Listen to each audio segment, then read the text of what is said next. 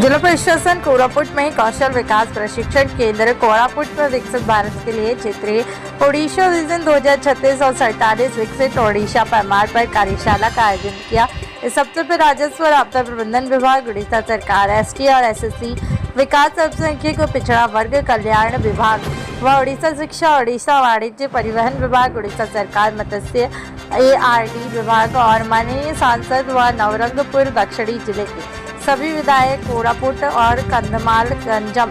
गणपति व रायगढ़ और मलकानगिरी, कालाहांडी, नवरंगपुर के जिला कलेक्टर और अन्य अतिथि उपस्थित रहे हैं।